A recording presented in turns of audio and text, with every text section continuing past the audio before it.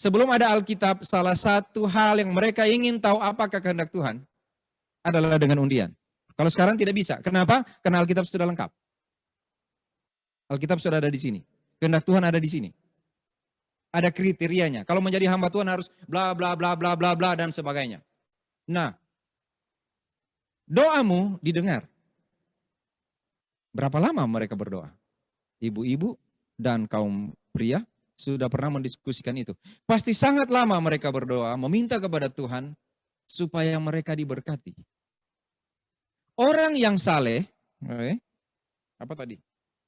Benar di hadapan Allah, ayat 6, saudara ingat ini ayat 6, ingat terus ini ayat 6 ini. Keduanya adalah benar di hadapan Allah dan hidup menurut segala perintah dan ketetapan Tuhan dengan tidak bercacat. Tapi mereka tidak punya anak.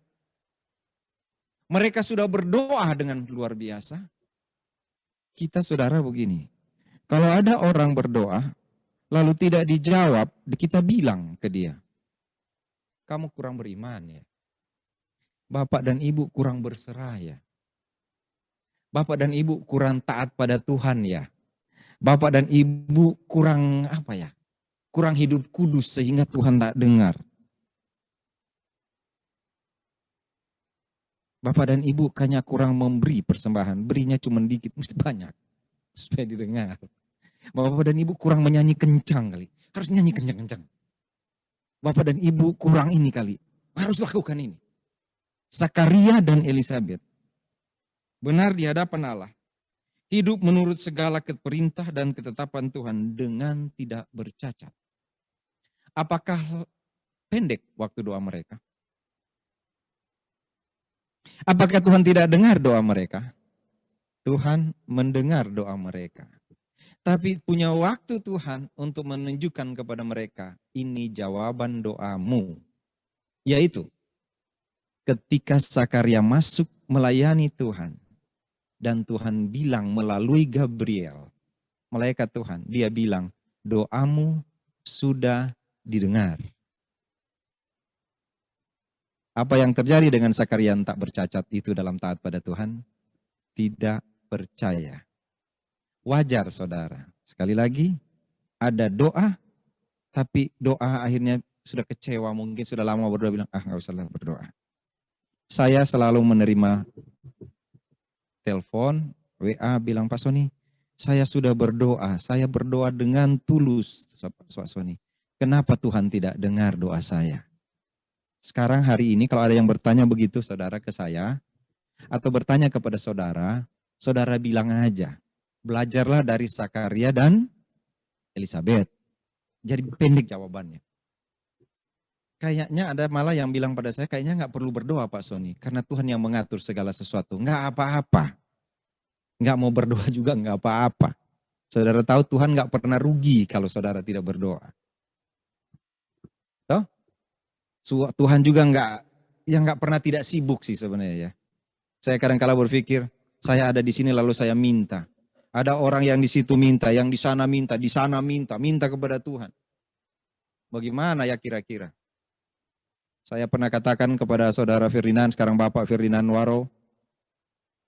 Saya bilang begini, bayangin kalau Bapak dulu minta Tuhan, saya kalau bisa biarlah Gebi menjadi jodoh saya. Lalu Gebinya berdoa, Tuhan saya tidak mau. Jangan sampai terjadi Tuhan. Saya tanya, kalau Bapak jadi Tuhan, Bapak mau kabulkan yang mana? Yang satu minta, yang satu bilang, enggak Tuhan.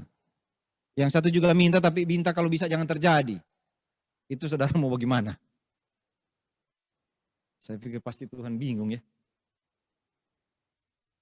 Tapi ternyata tidak. Tuhan selalu mendengar dan tahu menjawab dengan tepat setiap doa. Apakah harus berhenti berdoa? Jangan sampai berhenti. Karena Sakaria dan Elisabet tidak berhenti. Sekalipun mereka malu, sekalipun mereka tidak dilihat, tapi mereka tetap minta kepada Tuhan. Saudara yang kasih dalam Tuhan Yesus, Sakaria berdoa. Ayat 19 dia bilang begini. Malaikat itu berkata kepadanya ketika dia tidak percaya. Di ayat 18 dia bilang, bagaimana mau terjadi? Bagaimana aku tahu bahwa hal ini akan terjadi? Sebab aku sudah tua dan istriku sudah lanjut umurnya.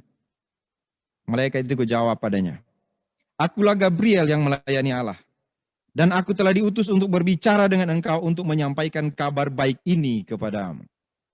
Aku sudah diutus Tuhan. Aku bicara sekarang padamu. Bukankah engkau bicara kepada Tuhan? Bukankah engkau bicara pada Tuhan dalam doa? Bukankah engkau selalu minta pada Tuhan dalam doa supaya Tuhan mendengar doamu? Sekarang Tuhan mengutus aku untuk bicara padamu. Mengapa engkau tidak percaya? Mengapa engkau selalu bicara pada Tuhan, meminta pada Tuhan, dan engkau untuk berusaha hidup benar di hadapan Tuhan? Kenapa ketika Tuhan menjawab doamu, engkau tidak percaya? Engkau akan mengalami sesuatu karena ketidakpercayaanmu. Pada waktu engkau meminta dengan iman. Pada waktu engkau meminta, engkau bertelut, menangis, meminta kepada Tuhan. Ketika Tuhan datang menjawabmu, engkau tidak percaya karena tidak mungkin Tuhan. Situasi saya sekarang seperti ini. Saudara Tuhan lihat ini, ekonomi sulit Tuhan. Sangat sulit sekarang Tuhan. Makan pun sulit sekarang. Bisnis saya susah Tuhan. Keluarga saya susah Tuhan. Kami hidup menderita. Kami takut Tuhan melakukan sesuatu. Enggak bisa Tuhan. Tuhan bilang, bukankah aku berkata padamu? Aku menyertai engkau. Tapi enggak percaya. Saya mau bilang sekarang kepada saudara. Jangan sampai enggak percaya pada Tuhan karena ada risiko yang akan terjadi. Ada resiko yang akan terjadi kepada orang yang tidak percaya kepada Tuhan. Apalagi kalau saudara meninggalkan pelayanan. Saya mau bilang ini kepada saudara. Karena ini yang terjadi pada Zakaria dan Elisabet. Terutama kepada Zakaria. Masa sih bisa? Masa sih? Saudara lihat. Yang Tuhan tegur Zakaria pada saat dia sedang melayani. Jangan sampai sedang melayani Tuhan, tapi saudara sedang tidak percaya kepada Tuhan. Jangan sampai, risikonya terlalu berat. Saudara lihat ini. Sesungguhnya engkau akan menjadi bisu dan tidak dapat berkata-kata, sampai kepada hari di mana semuanya itu terjadi. Karena engkau tidak percaya akan perkataanku yang akan nyata kebenarannya pada waktunya. Syukur cuma 9 bulan, saudara. Dia bisu, tidak bisa bicara, dan saya pikir dia juga tuli, karena orang cuma memberi tanda padanya. Di mana terjadi hukuman itu? Pada saat dia sedang melayani Tuhan. Saya mau bilang para penatua, jangan coba-coba tidak percaya pada saat kita sedang melayani Tuhan. Masih syukur cuma 9 bulan. Saya mau bilang pada koordinator pelayanan, saya mau bilang kepada semua anak Tuhan yang melayani Tuhan, belajarlah dari sini. Apa Tuhan marah? Enggak. Tuhan cuma mau bilang begini, engkau kan minta dengan doa, engkau selalu minta berkatilah kami Tuhan, berkatilah ini Tuhan, berbuatlah ini dan ini dan ini. Pada waktu aku jawab doamu, engkau enggak percaya. Enggak mungkin Tuhan, enggak mungkin, ini terlalu berat, saya sudah tidak bisa, saya tidak mampu. Saya mengundurkan diri, saudara. Tapi hari ini saya takut. Saya dicalonkan menjadi ini ketua ini di gereja ini, di GAA. Untuk pemilihan tanggal 15 sampai 17. Dan saya bilang kepada panitia nominasi, saya mengundurkan diri, Pak. Saya nggak berani. Tadi malam saya baca ayat ini, saya takut, saudara. Tapi saya sudah bilang mengundurkan diri. Beberapa hari lalu, panitia nominasi menelpon saya dan tanya, Pak Soni, sudah 2 kali Bapak mundur untuk calon ini dan ini. Masih ada 1 Bapak dicalonkan sebagai anggota. Apakah Bapak mengundurkan diri? Bapak sudah 2 kali loh Pak. Jangan bikin Tuhan marah, dan saya takut saudara. Saya bilang ke ketua nominasi, oke, saya tidak mundur. Tapi saya berdoa supaya saya jangan terpilih. Aku sama juga itu ya. Ya. Tapi hari ini saya mau bilang, saya takut saudara, jadi saya berbagi kepada saudara. Kalau Tuhan bilang kita sesuatu, kita minta pada Tuhan, Tuhan berkatilah pelayanan ini, akan diberkati itu. Biarlah pelayanan ini diberkati Tuhan, lalu saudara diam. Ya, Berkatilah pelayanan ini, lalu saudara lari. Atau ada yang bersiap-siap lari? Silakan saudara boleh coba. Boleh coba? Boleh coba. Oke, nggak usah bicara itu. Kita lanjut saja di sini. Oke. Akhirnya dia menjadi bisu. Sakaria. Dia keluar dan tidak dapat berkata-kata kepada mereka. Dan mereka mengerti, pasti dia sedang melihat sesuatu yang luar biasa. Yang menakjubkan. Kalau ketemu malaikat, ketakutan. Ada orang ketemu malaikat jalan-jalan. Bahkan sampai di sorga, balik lagi. Saya kemarin ada di pernikahan Ferdinand, Bapak Ferdinand. Saya ketemu dengan seorang, lalu dia cerita pada saya Pak sudah mati suri namanya dia. Sudah hampir mau dikubur dia katanya, karena dia dioperasi. Saya sudah sampai di sorga Pak, saya sudah lihat itu sorga Pak. Tapi Tuhan bilang saya mesti balik lagi, saya harus menjadi saksi Tuhan katanya. Lalu saya tanya, Bapak sekarang melayani di mana? Nah itu masalahnya Pak. Saya masih sibuk main musik untuk hidup kami. Jadi Bapak tidak melayani? Tidak, oh. Enggak, Bapak melayani saya lihat. Sudah lihat ada orang yang seperti itu? Sudah sampai surga lo balik lagi. Ya. Dia tanya kepada saya, bagaimana pelayanan Pak Pendeta? Aduh, pelayanan ya namanya pelayanan Pak, cuma pelayanan Pak. Wah harus berkembang Pak, gereja-gereja sekarang berkembang, ini saat penuaian Pak. Oh gitu ya. Oke, makasih. Bapak melayani? Saya masih sibuk main musik. Oh. Saya main saksofon kalau nggak salah. Oh. Lagu Stand By Me. Enggak jadi bunyi tadi kemarin itu Pak Ferdinand nggak jadi ya Stand By Me.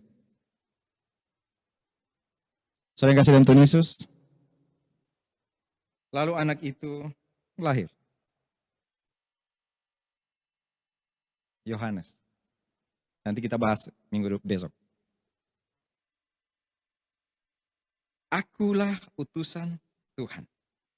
Dan tentang Yohanes, saudara perhatikan 15 dan 17. Tadi Sakaria dan Elizabeth, mereka hidup tanpa celah. Mereka bergantung pada Tuhan.